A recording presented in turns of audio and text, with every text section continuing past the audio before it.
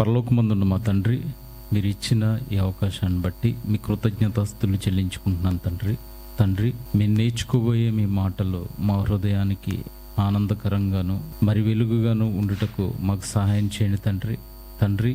విన్న వాక్యాన్ని విడిచిపెట్టకుండా మా బ్రతుకు సరిచేసుకొనుటకు, మా బ్రతుకులు దిద్దుకొనుటకు సహాయపడినట్లు మాకు శక్తిని, బలాన్ని దయచేయమని యేసుక్రీస్తు వారి పరిశుద్ధ నామంలో ఈ ప్రార్థన అడిగి వేడుకుంటున్నాను తండ్రి, ఆమేన్. ప్రియమైన దేవుని పిల్లారా, దైవ లేదా దేవుని యొక్క దైవము లేదా దేవుని యొక్క ఆలోచనలోకి మనం వెళ్ళినప్పుడు దేవుని గురించి, దేవుని యొక్క శక్తిని గురించి, దేవుని యొక్క మహిమను గురించి మనం ఆలోచించగలిగితే, దేవుడు ఎప్పుడు తను ఏది చేసినా మన గురించి మాత్రమే ఆలోచిస్తూ, మన కోసం మాత్రమే ఆయన నిరీక్షణ కానీ, అంటే నిరీక్షణ అనగానే మనుషులు నిరీక్షించేది కదా, మరి మనుషులు తెలుసుకోవాల్సింది కదా అని మనం అనుకోవచ్చు. కానీ దేవుడు కూడా నువ్వు నేను కావాలని, మనం అతనికి కుమారులుగా బ్రతకాలని ఈ భూమి మీద ఎప్పటి నుంచో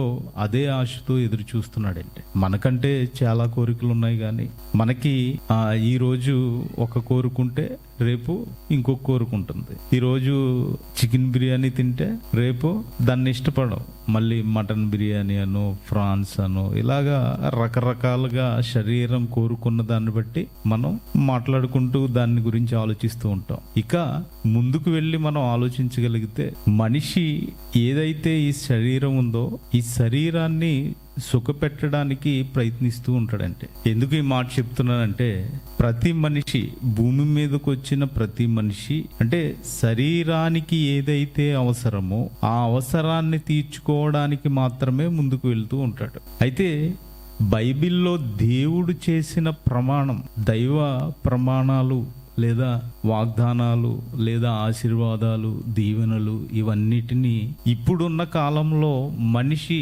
తన కోసం వాడుకుంటున్నాడు.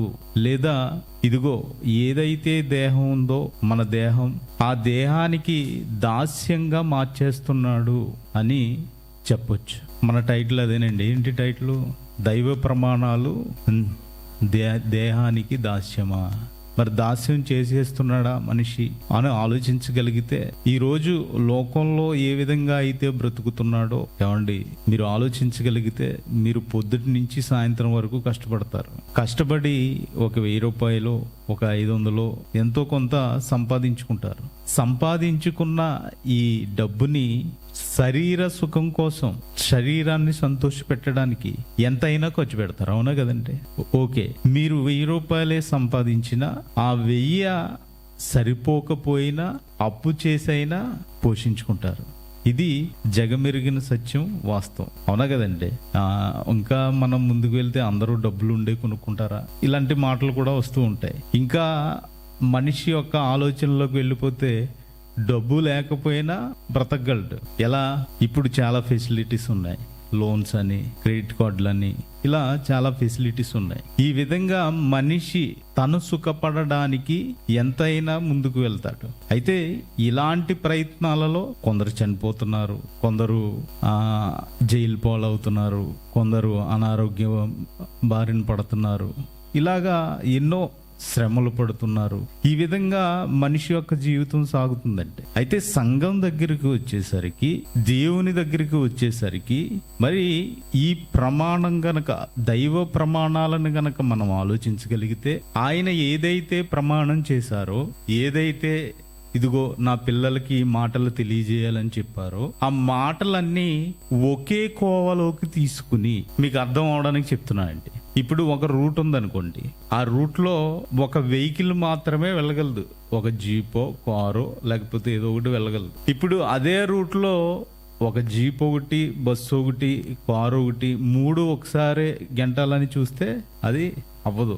ట్రాఫిక్ జామ్ అవుతుంది, ఇంకా ప్రమాదం జరిగే అవకాశం ఉంటుంది, ఏదో ఒక బాధ అనుభవించవలసి ఉంటుంది. ఇది మీకు అర్థమైతే, బైబిల్లోకి వచ్చేసరికి ప్రమాణానికి, నెక్స్ట్ వాగ్దానానికి, ఇంకా దీవెనకి, ఆశీర్వాదానికి, ఈ వీటికి అర్థాలు తెలియాలి, దాని భావాలు తెలియాలి. ఎందుకు ఈ మాట చెప్తున్నానంటే, వాగ్దానము అనగా దానికి సంబంధించిన అర్థం తెలియాలి. ఇంకా దీవెన అనగా దానికి సంబంధించిన అర్థం తెలియాలి. ఆశీర్వాదము అనగా దానికి సంబంధించిన అర్థం తెలియాలి. వాగ్దానాన్ని, దీవెన్ని, ఆశీర్వాదాన్ని మూడింటిని కలిపి ఎప్పుడు మాట్లాడకూడదు. మరి ఈరోజు క్రైస్తవ సమాజం వాగ్దానం గురించి కానీ, దీవెన గురించి కానీ, ఆశీర్వాదాన్ని గురించి కానీ ఆలోచించగలిగితే ఈ మూడింటిని కలిపి మాట్లాడుతున్నారు. అలా అని ఇవి ఒకే రకమైన సానుకూల భావం కలిగిన ఉన్నప్పటికీ, ఈ భావం అయితే కలిగి ఉన్నప్పటికీ, దీవెనన్నా, ఆశీర్వాదమన్నా, నెక్స్ట్ వాగ్దానమన్నా ఒకే భావాన్ని కలిగి ఉన్నప్పటికీ సందర్భాన్ని బట్టి అర్థాలు మారిపోతాయి. ఇప్పుడు ఇది కలుగునుగాక అన్నాను అనుకోండి, ఇదేంటిది? వాగ్దానమా, దీవెన, ఆశీర్వాదమా? ఇది కలుగునుగాక అన్నాను అనుకోండి, ఇప్పుడు ఏదో ఒకటి. ఇప్పుడు ఇది వాగ్దానమా, దీవెన, ఆశీర్వాదమా? చెప్తారండి. ఇది కలుగునుగాక అనగానే పోనే మీ ఆరోగ్యం బాగుపడునుగాక అన్నాను అనుకోండి, ఇదేంటిది? మీరు దీర్ఘాయుష్మంతులు అవునుగాక అన్నాను అనుకోండి, ఇదేంటిది? చూసారా, మనకే కన్ఫ్యూజ్ అవుతున్నాం కదా.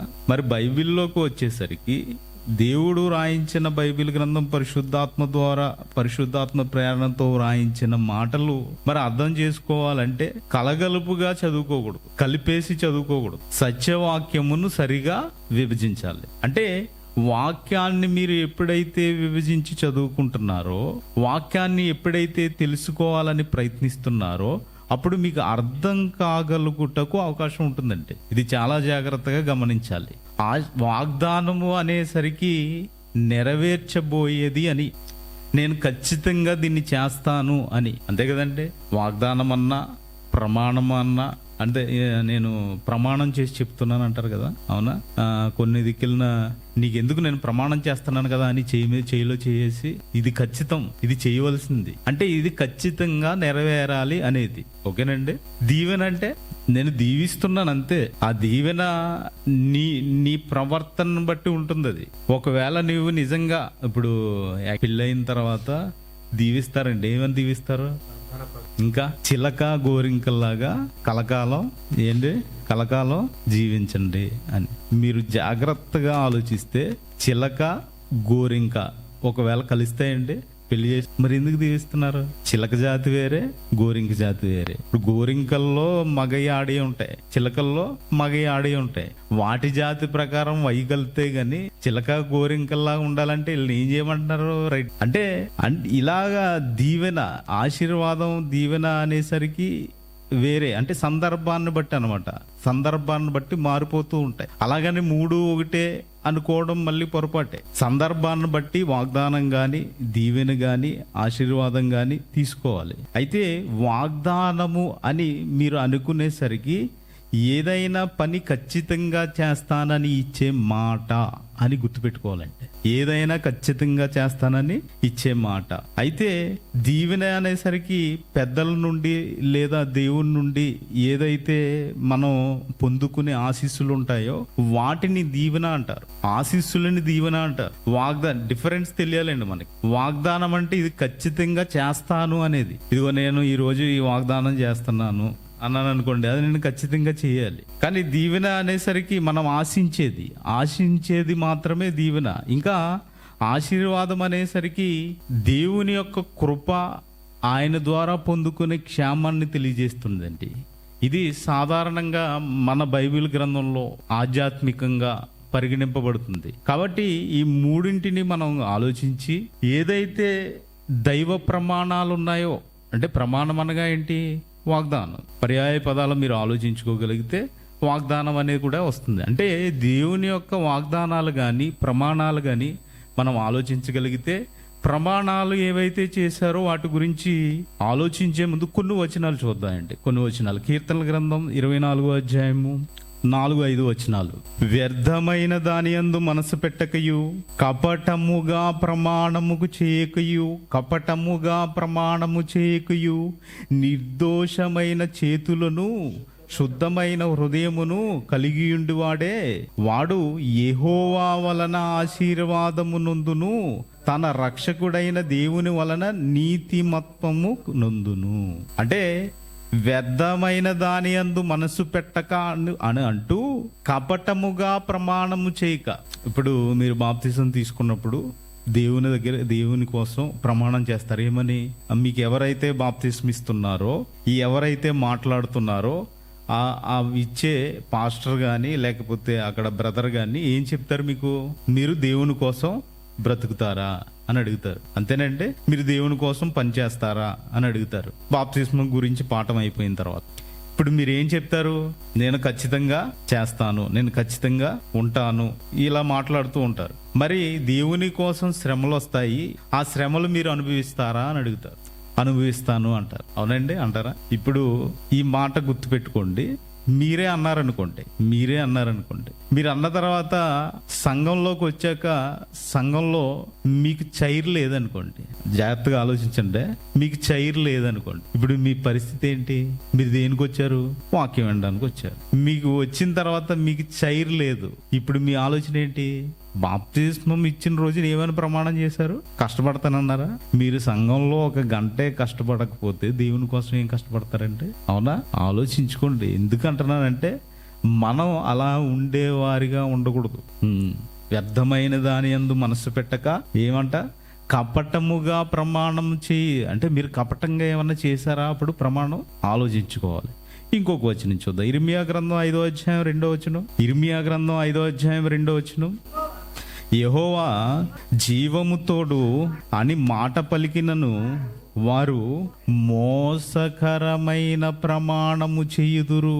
యెహోవా జీవము తోడు, యేసే నా రక్షకుడు, యేసే నా జీవం, యేసే నా మార్గం అన్నీ అంటాం. కానీ దేవుని ఎవరైతే యేసుక్రీస్తు వారిని నమ్ముకున్నామో, యేసుక్రీస్తు వారి ద్వారా మనం ఇదిగో సంఘానికి వస్తున్నామో, యేసుక్రీస్తు వారి ద్వారా మనం ఈ జీవితాన్ని గడపాలని అనుకున్నామో, ఆయనకి చేసిన ప్రమాణం ఏమని? నేను నీ సువార్త ప్రకటిస్తాను, నేను నీ కోసం బ్రతుకుతాను, నేను నీ కోసం ఎన్ని శ్రమలైనా అనుభవిస్తాను అని ప్రమాణం చేశాం కదా. ఇప్పుడు ఈ ప్రమాణం ఏమైపోయింది? చెయ్యటం లేదంటే, నేను సువార్త చెయ్యటం లేదంటే ప్రమాణం ఏమైపోయిందంటే ఏమన్నారు చూడండి అక్కడ. యెహోవా జీవము తోడు అన్న మాట పలికినను, యేసే నా జీవం అని పలికినను మోసకరమైన ప్రమాణము చేయుదురు. యేసే నీ జీవం, యేసే నీ రక్షకుడు, యేసే అన్ని. కానీ యేసుక్రీస్తు వారి గురించి మాట్లాడమంటే మాత్రం మనమేం మాట్లాడతామండి? మనకేం తెలుసు? ఏమండి ఇది ఏ ప్రమాణం అంట? మోసకరం. ఇలాంటి మోసకరమైన ప్రమాణాలు ఏమన్నా చేసేమో జ్ఞాపకం తెచ్చుకోండి. ఇంకా అంటే ప్రమాణాల గురించి చెప్తున్నాండి, ఇంకా చాలా ఉంటాయి ఇటువంటివి. ఓకేనా? హోషేయ గ్రంథం 10వ అధ్యాయం 4వ వచనం చూడండి. హోషేయ గ్రంథము 10వ అధ్యాయం 4వ వచనం. అబద్ధ ప్రమాణములు చేయుదురు, సందులు చేయుదురు, ఒట్టి మాటలు పలుకుదురు. అందువలన భూమి చాళ్లలో విషపు కూర మొలిచినట్టుగా దేశములో వారి తీర్పులు బయలుదేరుచున్నవి. ఏంటండి?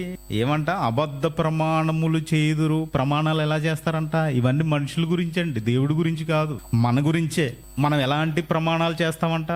అబద్ధ ప్రమాణములు చేయుదురు, సందులు చేయుదురు, ఇంకా వట్టి మాటలు పలుకుదురు. వట్టి మాటలే. చూడండి, మీరు కొంతమందిని మీ జీవితంలో తగులుతారు. ఏం లేదు, రేపే ఇచ్చేస్తాను నీకు అంటాడు. ఏం ఉండదు అక్కడ. లేదు నీకెందుకు, నేను చూసుకుంటాను కదా, నువ్వేం ప్రశాంతంగా ఉండి అంటాడు. ఏం ప్రశాంతం? ఇక్కడ గుండెలు రగిలిపోతూ ఉంటాయి. అవునా? అంటే ఇలాగా దేవుని యొక్క ఆలోచనల్లోకి వెళ్ళి మనం ఆలోచిస్తే ఈ మనుషులు ఈ విధంగా ఉన్నారండి. ఏం చేస్తారంట? కపటముగా ప్రమాణాలు చేస్తారంట, ఇంకా మోసకరమైన ప్రమాణాలు చేస్తారంట, ఇంకా అబద్ధ ప్రమాణాలు చేస్తారంట. అందువలన భూమి చాళ్లలో విషపు కూర మొలిచినట్టుగా అంటున్నాడు. భూమి చాళ్లలో విషపు కూర. ఏంటి చాళ్ళంటే? భూమి చాళ్లలో విషపు వ్యవసాయం పంటలు సాగు చేయడానికి భూమిని దున్నుతారు కదండి, గ్యాప్లుగా. ఆ వరసలను చాళ్ళు అంటారు. భూమి చాళ్లలో ఏం మొలుస్తాయంట? అది ఏమన్నాడు? దేశములో వారి తీర్పులు బయలుదేరుచున్నవి. అలా బయలుదేరిపోతున్నాయంట. ఎందుకు? ఆ చాళ్ళు వీళ్ళు వెయ్యాలనుకున్నది ఒకటే, కానీ ఇక్కడ ఏమవుతుంది? విషం వచ్చేస్తుందండి. ఈ రోజు సంఘాల్లో కూడా విషం బయలుదేరింది. ఏంటా విషం? మీకు వాక్యము అర్థం అవ్వకుండా ఉండడమే, మీరు వాక్యాన్ని గ్రహించుకోకుండా ఉండడం, ఇదే విషయం అంటే ఏదో కాదండి, ఏదో మనం ఒక బాటిల్ తెచ్చి దాని మీద పాయిజన్ తాసి ఇది తాగితే చచ్చిపోతాం, అలా కాదు. మీరు వాక్యాన్ని గ్రహించకపోవడమే విషయం. వాక్యం గ్రహించలేదనుకో ఏం చేస్తారు? అపార్థం చేసుకుంటారు. అపార్థం చేసుకుంటే ఏమవుతుంది? తమ స్వకీయ నాశనము కోసము వాక్యాన్ని అపార్థం చేసుకున్నారు. అంటే ఎవరి నాశనానికి వాక్యాన్ని అపార్థం చేసుకుంటున్నారు? అంటే మీరు వాక్యాన్ని గ్రహించట్లేదంటే ఏంటి అర్థం? విషయం. కాబట్టి ప్రియమైన దేవుని పిల్లలారా, ఇలా మనం ఆలోచించుకుంటూ ముందుకు వెళ్తే దేవుడు కూడా ప్రమాణం చేశాడు. దేవుడు కూడా కొన్ని ప్రమాణాలు చేస్తూ వచ్చాడు. ఎప్పటి నుంచి? ఆది నుంచి ఆదాము కానివ్వండి, ఆదాము తర్వాత సంతానం కానివ్వండి, యేసుక్రీస్తు వారు వచ్చే వరకు, యేసుక్రీస్తు వారు ఈ భూమి మీదకు వచ్చే వరకు ఆయన ప్రమాణాలు చేసుకుంటూ వచ్చాడు. ఏంటా ప్రమాణాలని మనం ముందుకు వెళ్ళి భక్తులతో చేసిన ప్రమాణాల గురించి ఆలోచించగలిగితే, మీకా గ్రంథం 7వ అధ్యాయం 20వ వచనం చదవండి. మీకా గ్రంథము 7వ అధ్యాయము 20వ వచనం. పూర్వకాలమున నీవు మా పితరులైన అబ్రహాము యాకోబులకు ప్రమాణము చేసిన సత్యమును కనికరమును నీవు అనుగ్రహింతు. అంటే అబ్రహాము తోటి యాకోబు తోటి ప్రమాణం చేశారా? దేవుడు ప్రమాణం చేశారు. అంటే పర్సనల్గా అండి. అబ్రహాముతో ప్రమాణం చేశారు, యాకోబుతో ప్రమాణం చేశారు. ఇంకా కీర్తనల గ్రంథం చూడండి. అబ్రహాము, యాకోబు తర్వాత యాకోబు ముందర ఎవరండి? ఇస్సాకు గారు ఉన్నారు కదా, ఆయనతో కూడా చేసిన మర్చిపోడంట, ఆ మాటను మర్చిపోడంట. కీర్తనల గ్రంథం 105వ అధ్యాయం 9వ వచనం. కీర్తనల గ్రంథము 105వ అధ్యాయం 9వ వచనం. ఇస్సాకుతో తాను చేసిన ప్రమాణమును నిత్యము ఆయన జ్ఞాపకము చేసుకును. ఎలా ఏం చేస్తాడంటే నిత్యము జ్ఞాపకము చేసుకుంటాడంట. మరి దావీదు గారు కూడా ఆయన ఉద్దేశాలు నెరవేర్చాడు కదా, ఆయనతో కూడా ప్రమాణం చేసినట్టుంటా. చూడండి కీర్తనల గ్రంథం 89వ అధ్యాయం 4వ వచనం. కీర్తనల గ్రంథము 89వ అధ్యాయము 4వ వచనం. తరతరములకు నీ సింహాసనమును స్థాపించదనని చెప్పి నా సేవకుడైన దావీదుతో ప్రమాణము చేసి ఉన్నాను. దావీదుతో ప్రమాణం చేస్తారంట ఏమని? తరతరములు ఏముంటదంటే సింహాసనము ఉందా? సింహాసనం ఉందా?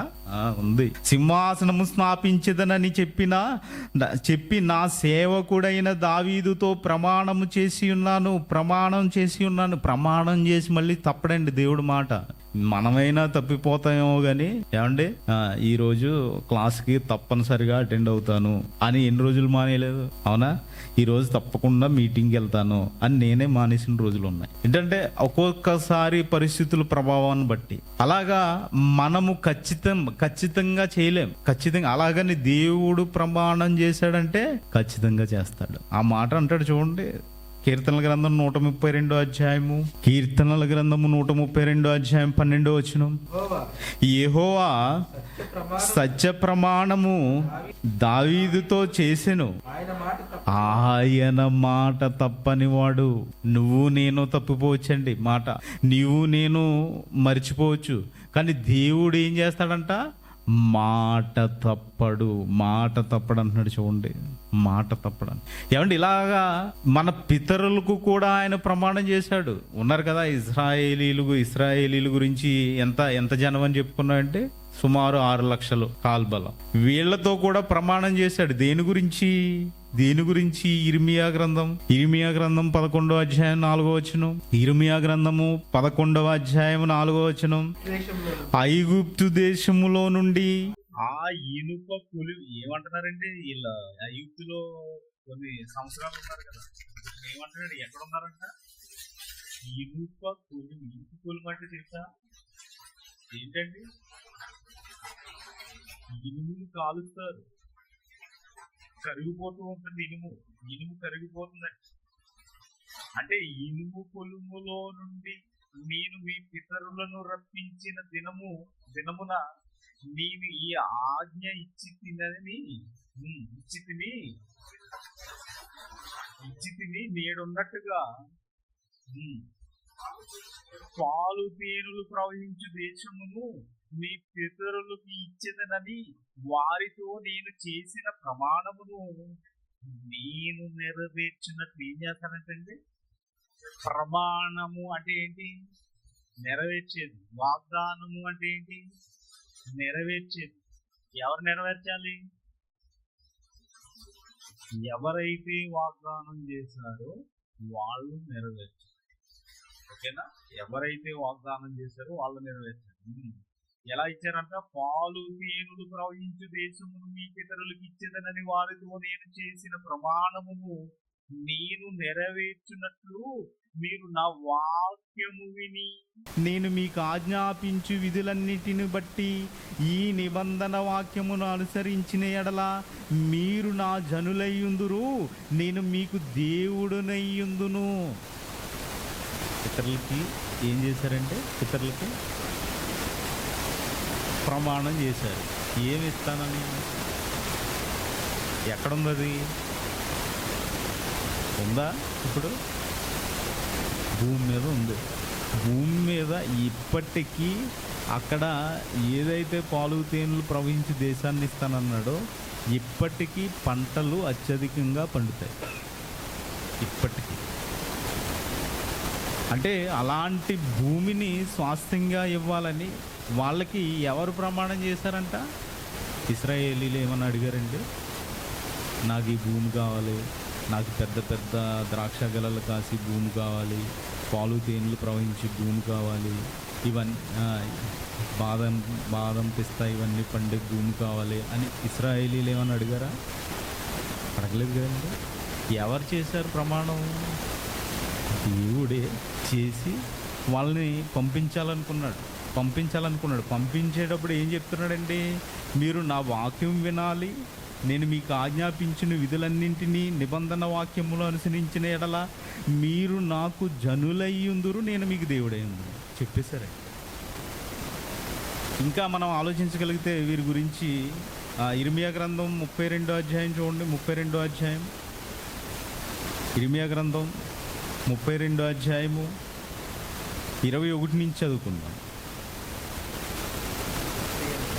సూచక్రియలను మహత్కార్యములను జరిగించుచు మహాబలము కలిగి చాపిన చేతులు గలవాడై మహాభయము పుట్టించి ఐగుప్తు దేశములో నుండి నీ ప్రజలను రప్పించి మీకిచ్చేదనని వారి పితరులకు ప్రమాణము చేసి పాలు తేనెలు ప్రవహించు దేశమును వారికి ఇచ్చితివి.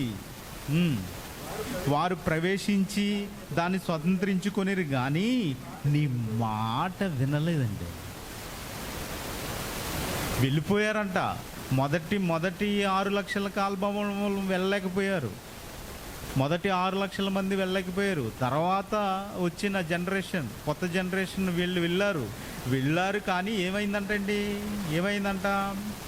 స్వతంత్రించుకొనిరు కానీ నీ మాట వినకపోయిరి, నీ ధర్మశాస్త్రమును అనుసరింపకపోయిరి. వారు చెయ్యవలెనని నీ ఆజ్ఞాపించిన వాటన్నిటిలో దేనిని చేయకపోయిరు గనుక ఈ కీడంతయు వారి మీదకి కీడు రప్పించేస్తున్నాడు. దేన్ని చేయలేదంట. పదాజ్ఞలు ఇచ్చారా? దేన్ని పాటించలేదా? చేస్తానని ఇదిగో దేవుని కోసం బ్రతుకుతాను వచ్చేసారు కదా. ఐగుప్తులో నుంచి బయటకు వచ్చారు కదా. ఎందుకు? దేవుని కోసమే కదా వచ్చింది. ఏం చేశారు వీళ్ళు? మళ్ళీ వచ్చి దేవుని మాటకు లోబడలేదు, దేవుని గణపరచలేదు. వారికి ఇష్టం వచ్చినట్టు చేసుకున్నారు. వారికి ఇష్టం వచ్చినట్టు వారు ఒక ప్రతిమను చేసేసుకున్నారు. దేవుని మహిమను మొత్తం మార్చేశారండి. సంఖ్యాకాండము 32వ అధ్యాయం 11-12 వచనాలు చదువుకుందాం. సంఖ్యాకాండము 32వ అధ్యాయం 11-12 వచనాలు. 20 ఏండ్లు మొదలుకొని పైప్రాయము కలిగిన ఐగుప్తు దేశంలో నుండి వచ్చిన మనుషులలో పూర్ణ మనస్సుతో యెహోవా అనుసరించిన కేనేజీయుడగు యెఫున్నె కుమారుడైన కాలేబును నూను కుమారుడైన యెహోషువను తప్ప మరి ఎవ్వడును పూర్ణ మనసుతో నన్ను అనుసరింపలేదు గనుక నేను అబ్రాహాము ఇస్సాకు యాకోబులకు ప్రమాణ పూర్వకముగా నిచ్చిన దేశమును వారు తప్ప మరి ఎవ్వరు చూడనని ప్రమాణము చేసింది. ఎవరు? దేవుడు. అంటే ఇశ్రాయేలీని ఏర్పరచుకుని వారిని నా సంతానం అని చెప్పుకుని, వారు నా పిల్లలని చెప్పుకుని, వారు దేవుని మాట వినకపోతే ఏం చేస్తున్నారండి? ఇక్కడ ఏం చేస్తున్నారు? ఇస్తానన్న వాగ్దానాన్ని కూడా తీసేశారు. అంతే కదండి, అదేనా జరిగింది? ఇస్తానన్నది కూడా ఇవ్వట్లేదండి. ఇస్తానన్నది కూడా ఇవ్వట్లేదు. ఎందుకేనయ్యా అంటే వాళ్ళ మాట వినట్లేదు. అదే ఇర్మియా గ్రంథంలో మాట్లాడతారు చూడండి. ఇర్మియా గ్రంథం 5వ అధ్యాయం 7వ వచనంలో మాట్లాడతారు. నీ పిల్లలు నన్ను విడిచి దైవము కాని వాటి తోడని ప్రమాణము చేయుదురు. నేను వారిని తృప్తిగా పోషించాడండి దేవుడు. ఇశ్రాయేలీని పోషించాడా? ఎలాగా? పళ్ళల్లో ఆహారం తిరిగిపోయేలాగా, పళ్ళల్లో తిరిగి వచ్చేలాగా. లేకపోతే మాంసాన్ని తింటా ఉన్నారనుకోండి, మొహం కడగకుండా అది అలాగా లోన మాంసం పళ్ళు తిరిగి చేస్తూ ఉంటుంది. అవునా? పూరేడు పెట్టెలను రప్పించాడు, పోషించాడా వాళ్ళని? మన్నాను కురిపించాడు. ఇశ్రాయేలీలకు లోటు ఏం చేయలేదండి. నీళ్ళు లేవని గొడవ చేస్తే నీళ్లు రప్పించారు. అవునా కదా? అదే అందుకనే అంటున్నారు. ఏమంటారు ఇక్కడ? చదవండి. నేను వారిని తృప్తిగా ఏ లోటు లేదు, తృప్తిగా పోషించినను వారు వ్యభిచారము చేయించు వేశ్యల ఇండల్లో గుంపులు కూడుదురు. నేను ఎట్లు క్షమిస్తాను వాళ్ళని? నేను చెప్పాను కదా, నేను చెప్పిన తర్వాతే కదా వాళ్ళకి ఇదిగో ఇవన్నీ ఇచ్చాను, ఈ వాక్యం ఇచ్చాను, ఇవన్నీ ఇచ్చాను. అయినా వాళ్ళు ఏం చేస్తున్నారంట? వ్యభిచారము చేయించు వేశ్యల ఇంటలో గుంపులు కూడుదురు. అంటే ఈ కాలానికి వ్యభిచారం అంటే ఏంటి? ఈ కాలానికి ఇప్పటి యాకోబులో ఈ లోక స్నేహం దేవునితో లోకాన్ని స్నేహించే అదే వ్యభిచారం. అంటే ఈ రోజు ఎంతో మంది క్రైస్తవులు తన శరీరాన్ని కాపాడుకోవడానికి, తన శరీరాన్ని పోషించుకోవడానికి ఈ లోకాన్ని స్నేహించట్లేదు. ఈ లోకంతో కలిసిపోవటం లేదా? ఎప్పుడో వస్తారండి 31st క్రిస్మస్ ప్రతి ఆదివారం రొట్టె విరిచడానికి కూడుకోరా? ప్రతి ఆదివారం కలుసుకోరా? వాక్యంతో కలుసుకోరా? యేసుక్రీస్తు వారి ప్రార్థనకు న్యాయం చేయరా? చేయాలి కదా, చేయాలా అవుతా? మరి యేసుక్రీస్తు వారు ఇదిగో వారు వాక్యంతో కలిసి ఉంటున్నట్లు అని ప్రార్థించారు కదా, ఆ ప్రార్థనకి న్యాయం ఎవరు చేస్తున్నారు? అదే ఒక పార్టీ అంటే, ఒక ఫంక్షన్ అంటే ఇలా కలుస్తున్నారు, కానీ ఇది వాక్యముతో కలుస్తున్నారంటే వాక్యంతో ఆలోచించండి. ఇంకొక మాట చూద్దాం. ఇంకో మత్తయి సువార్త, క్షమించండి, ఇర్మియా 5వ అధ్యాయం 1వ వచనం. యెరూషలేము వీధులలో ఇటు అటు పరిగెత్తుచు చూచి తెలుసుకొనడి, దాని రాజవీధులలో విచారణ చేయుడి, న్యాయము జరిగించుచు నమ్మకముగా నుండు. యత్నించుచున్న ఒకడు మీకు కనబడిన ఎడల నేను దాన్ని క్షమించుదును. ఎవరిని క్షమిస్తాడంట? యెరూషలేము. ఏం మాట్లాడుతున్నారండి? యెరూషలేము వీధులలో అటు ఇటు పరిగెత్తుచు దానిని తెలుసుకొనడి, దాని రాజవీధుల్లో విచారణ చేయుడి, న్యాయము జరిగించుచు నమ్మకముగా నుండు. నమ్మకంగా ఉండి యత్నించుచున్న ఒకడు మీకు ఎవరో ఒకడు కనబడితే ఎవరిని క్షమిస్తాడంట? దేశాన్ని. ఇప్పుడు మనందరినీ శిక్షించాడు అనుకోండి, ఇప్పుడు మనం నమ్మకంగా ఉన్నట్ట, న్యాయంగా నడుచుకున్నట్ట? అయితే ఇక్కడ గమనించవలసిన విషయం ఏంటంటే, మీలో ఒకడు న్యాయముగా యత్నించుట మీకు కనబడిన ఎడల ఆ దేశాన్ని విడిచిపెట్టదు. మీలో ఒక్కడు న్యాయంగా ఉంటే ఈ సంఘాన్నే కాపాడతాడండి. అంటే ప్రతి ఒక్కరూ న్యాయంగా ఉండాలా? ప్రతి ఒక్కరూ న్యాయంగా నడుచుకోవాలా? అవును, న్యాయంగా నడుచుకోవాలి. ప్రతి ఒక్కరూ నీతి మార్గంలో నడుచుకోవాలా? ప్రతి ఒక్కరూ నీతి మార్గంలో నడుచుకోవాలి. పాస్టర్ గారు ఏదో చెప్పుకుంటారండి, బ్రదర్ ఏదో చెప్పుకుంటారని వదిలేయకూడదండి. ఒకవేళ మేము తప్పు చేసినా మీరు న్యాయాన్ని విడిచిపెట్టకూడదు. అదే అండి, అప్పుడు కాపాడతాడు సంఘాన్ని. అప్పుడు నువ్వు అనుకునే వారిని కాపాడతాడు. మనం న్యాయంగా ఉండకుండా మన ఇష్టం వచ్చినట్టు తిరుగుతూ ఇదిగో ఈ సంఘాన్ని కాపాడండి నాయన అని ప్రార్థన చేస్తే ఏం ప్రయోజనం ఏంటి? అవునా కదా? మీరు రోజు సిగరెట్ తాగేస్తున్నారు ఇంట్లో పిల్లల్ని పెట్టుకుని, గుప్పుమని పొగొచ్చేస్తా ఉంది ఇంట్లో, వాళ్ళు కూడా పీల్చుకుంటున్నారు. రేపు పొద్దున్న నీతో పాటు సమానంగా వాళ్ళకు కూడా క్యాన్సర్ వస్తుంది. అదేంటి, నా పిల్లలు బాగానే ఉన్నారే, నా పిల్లలకి ఏ చెడు అలవాటు లేదే, నా పిల్లల్ని నేను చాలా జాగ్రత్తగా పెంచానే, నా పిల్లల్ని చాలా జాగ్రత్తగా కాపాడుకున్నానే అని నువ్వు అన్నా అక్కడ నువ్వు చేసినది తప్పు. అలాగే సంఘంలో కూడా సంఘానికి ఎప్పుడైతే వస్తున్నావో నేను ఒక్కడినే కదా అనుకోకూడదండి. నేను ఒక్కడినే కదా బాలేనని అనుకోకూడదు. నువ్వు ఒక్కడవే బాగుండాలి, నువ్వు ఒక్కడవే న్యాయంగా ఉండాలి, నువ్వు ఒక్కడవే. ఎవరి గురించి, పక్కన వాళ్ళ గురించి వదిలేయండి, పక్కన సంఘాల గురించి వదిలేయండి. నేను న్యాయంగా ఉన్నానా? నేను న్యాయంగా నడుచుకుంటున్నానా? ఇది మనం గమనించవలసింది. బైబిల్ నుంచి నేర్చుకోవాల్సింది ఇదండి. అందుకనే న్యాయానికి, ఆ ప్రమాణానికి, ఏదైతే దేవుడు చేశాడో ఆ ప్రమాణాన్ని మనం ఎప్పుడైతే అవలంబించే వారిగా ఉంటామో, దేవునితో ఎప్పుడైతే ప్రమాణం చేయగలుగుతామో, అప్పుడు నిజంగా మీరు దేవుడికి నచ్చేవారు అవుతారు. అందుకనే ఏమంటారు ఆయన, మీ మాట ఎలా ఉండాలంట? ఈరోజు వచ్చారు, అవునంటే అవును, కాదంటే కదా అంటారు. చూడండి, మత్తయి సువార్త 5వ అధ్యాయం 33వ వచనం.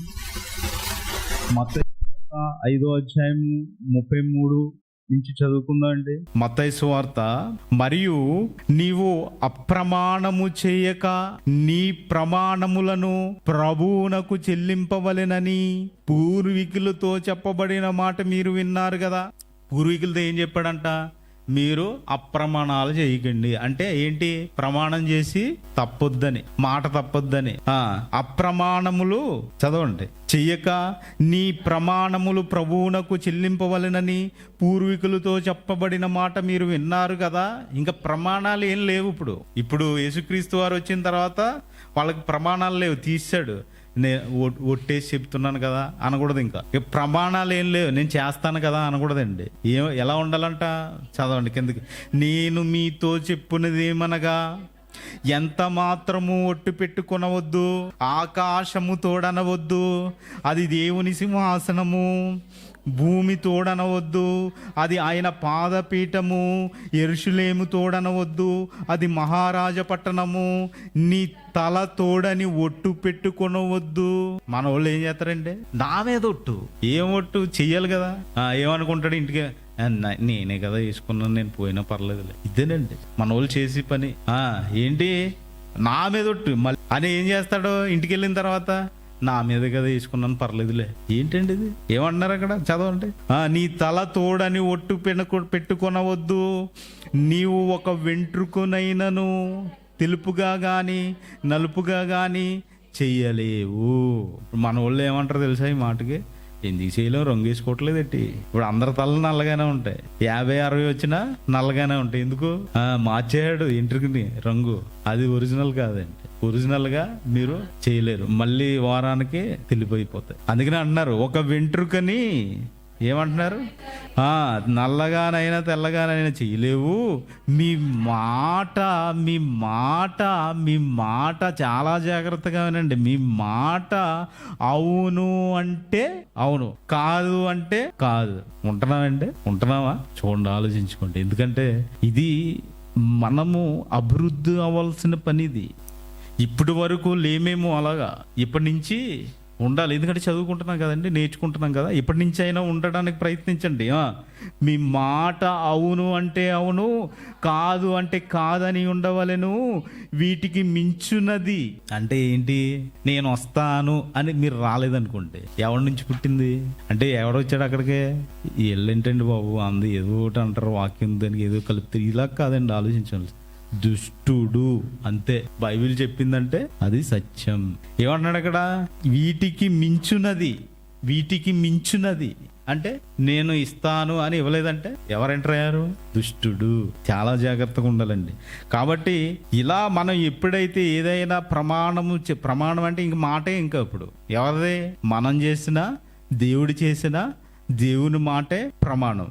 అయితే ఇప్పుడు ఆ ప్రమాణము ఇచ్చి లేదా పుచ్చుకుని తప్పితే, ఇప్పుడు దేవుడు ఇచ్చాడండి ఒక ప్రమాణం, ఆ ప్రమాణాన్ని దేవుడు తప్పుతాడని ఎక్కడైనా చెప్పాడా?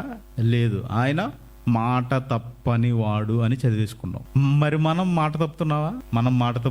చాలా సార్లు తప్పేస్తున్నాడు. అయితే ఆయనకి అందుకనే ఇప్పుడు ఇశ్రాయేలీలు మాట తప్పారు కాబట్టే కోపం వచ్చింది ఆయనకి, అంతేనా కదండి? ఇప్పుడు మన మీద చూద్దాం ఆ మాట ఒకసారి. హెబ్రీయులకు రాసిన పత్రిక 3వ అధ్యాయం 17-18 వచనాలు. హెబ్రీయులకు రాసిన పత్రిక 3వ అధ్యాయము 17-18 వచనాలు. ఎవరి మీద 40 ఏండ్లు ఆయన కోపగించుకొనెను? పాపము చేసిన వారి మీదనే కదా.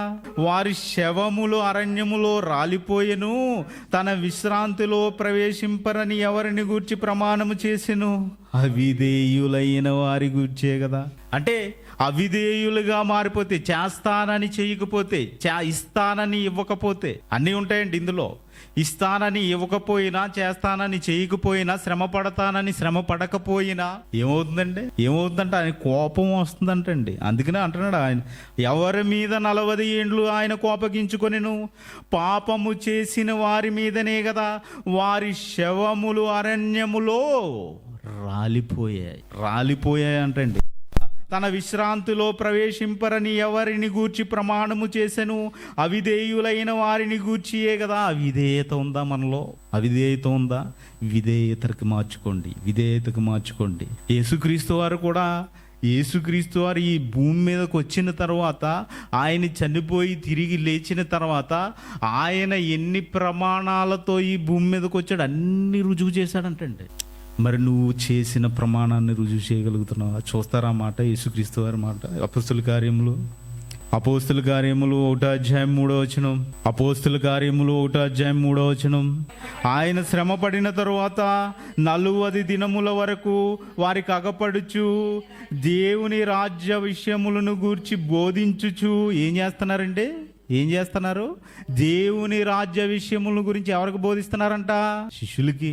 చనిపోయి తిరిగి లేచిన తర్వాత కూడా బోధ చేస్తున్నారా? చేస్తున్నారండి. ఇంకా ఏమంటున్నారు? అనేక ప్రమాణములను చూపి తనకు తాను సజీవునిగా కనపరుచుకున్నాడంట. అంటే ప్రమాణాలు చూపాడా? ఇదిగో నేను ఇది చెప్పాను, ఇది అయింది. నేను ఇది చెప్పాను, ఇది అయింది. నేను ఇది చెప్పాను, ఇది అయింది. నేను ఇది ఇస్తానన్నాను, ఇచ్చాను. నేను ఇది ఇస్తానన్నాను, ఇచ్చాను. ఇవేనండి ప్రమాణాలు. అంతే కదా. రుజువు చేశాడు, వాటన్నింటినీ రుజువు చేశాడు. అలా అని ఈయనేమి ప్రమాణం లేకుండా రాలేదు భూమి మీదకి. ఈయనకి ప్రమాణం ఇచ్చారు. ఈయన ప్రమాణం లేకుండా ఏం భూమి మీదకి రాలేదు. అదే హెబ్రీయులకు పత్రిక 7వ అధ్యాయం 20-22 వచనాలు చూడండి, కలిపి ఉంటాయి. 27వ అధ్యాయము హెబ్రీయులకు రాసిన పత్రిక 20వ వచనం. మరియు ప్రమాణము లేకుండా యేసు యాజకుడుగా కాలేదు గనుక ఆయన మరి శ్రేష్టమైన నిబంధనకు పూట కాపాయను. వారైతే ప్రమాణము లేకుండా యాజకులగుదురు గాని ఈయన నీవు నిరంతరము యాజకుడు అయి ఉన్నావని ప్రభువు ప్రమాణము చేసెను. ఎవరు ప్రమాణం చేశారంటే? అక్కడ క్యాపిటల్ బోల్డ్ గా ఉంటా చూడండి, థిక్గా ఉందా? ప్రభువు అని. అంటే ఎవరు? ఆయన దేవుడు. ఎవరి గురించి ప్రమాణం చేశాడంట? యేసుక్రీస్తు వారి గురించి. మరియు ప్రమాణము లేకుండా యేసు యాజకుడు కాలేదు గనుక ఆయన మరి శ్రేష్టమైన నిబంధనకు పూటకాపు. ఆయన పూటకాపు అంటే అర్థం కావాలి కదండి మనకు కూడా. చదువుతున్నప్పుడు పూటకాపు అంటే హామీదారుడు, హక్కుదారుడు. అంటే ఇంకేమంటారు? గ్యారంటీయర్ అంటాడు కదా. షూరిటీ. మీరు ఏదన్నా ఒక ఆస్తి ఏదన్నా తీసుకునేటప్పుడు, పుచ్చుకునేటప్పుడు, లేదన్నా ఏదన్నా లోన్ తీసుకునేటప్పుడు షూరిటీ కావాలంట. ఇప్పుడు మీరు పరలోకం వెళ్ళాలంటే షూరిటీ ఎవరు? యేసుక్రీస్తు వారు. మీకు షూరిటీ సంతకం కావాలి. ఎవరు పెట్టాలి? యేసుక్రీస్తు వారి సంతకం లేనిదే, పూట కాపు లేనిదే మీకు పొడము నుంచి విముక్తి లేదు. అంటే ఆయన గ్యారంటీ, ఆయన షూరిటీ పెట్టాలి. అందుకనే అంటున్నాడు, మరియు ప్రమాణము లేకుండా యేసు యాజకుడు కాలేదు గనుక ఆయన మరి శ్రేష్టమైన నిబంధన. ఏదా నిబంధన? క్రొత్త నిబంధన. యేసు రక్తం మనం పాటించవలసిన నిబంధన. ఏమయ్యాడంట ఆ నిబంధనకి? పూట కాపు ఆయనంట. షూరిటీ, ఆయనే షూరిటీ. యేసుక్రీస్తు వారే షూరిటీ. చాలా జాగ్రత్తగా ఆలోచించాలండి. అయితే ఎవరు ప్రమాణం చేశారు ఈయన గురించి? దేవుడు. మర్చిపోకూడదండి. అంటే ఇలా చదువుకోకపోతే మళ్ళీ అర్థం కాదు. ఇక తిమోతికి మరి ఎలా ఉండాలి మనం చూద్దాం. 2 తిమోతికి రాసిన పత్రిక 1వ అధ్యాయం 13వ వచనం. తిమోతిలకు రాసిన 2వ పత్రిక 1వ అధ్యాయం 13వ వచనం. క్రీస్తు యేసునందుంచవలసిన విశ్వాస ప్రేమలు కలిగిన వాడవై, తిమోతికి చెప్తున్నారండి పౌలు గారు తిమోతితో మాట్లాడుతున్నారు. ఏమని?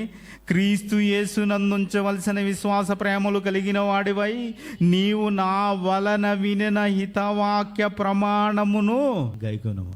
ఇప్పుడు మనకిచ్చిన ప్రమాణం ఏదంటే, ఇప్పటి వరకు ఇశ్రాయేలీలకు చేసిన ప్రమాణాలు ఆలోచించాం, అవునా కదా? ఏంటి? పాలు తేనెలు ఇచ్చు దేశం. అలాగే దావీదు గారికి కానీ, సొలొమోను గారికి కానీ ఇలా ప్రమాణాలు ఉన్నాయి. ఇప్పుడు ఇవి కాకుండా ఇప్పుడు మనకి ఏం చెప్తున్నారండి? ఇప్పుడు తిమోతి గారికి ఏం చెప్తున్నారు? తిమోతి ఎవరు?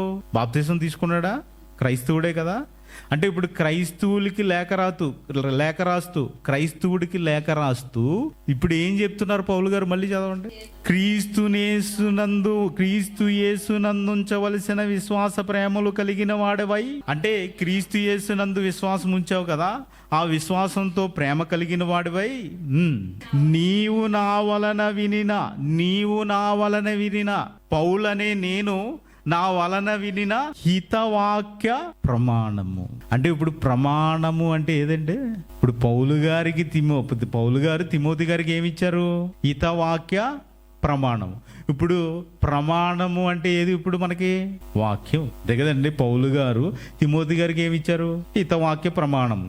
మనకేమి ఇచ్చారు? ఇప్పుడు వాక్యమే. అంటే వాక్యాన్ని బట్టి ఈ భూమి మీద నడిచేవారిగా ఉండాలి, వాక్యాన్ని బట్టి ఈ భూమి మీద బ్రతికేవారిగా ఉండాలి.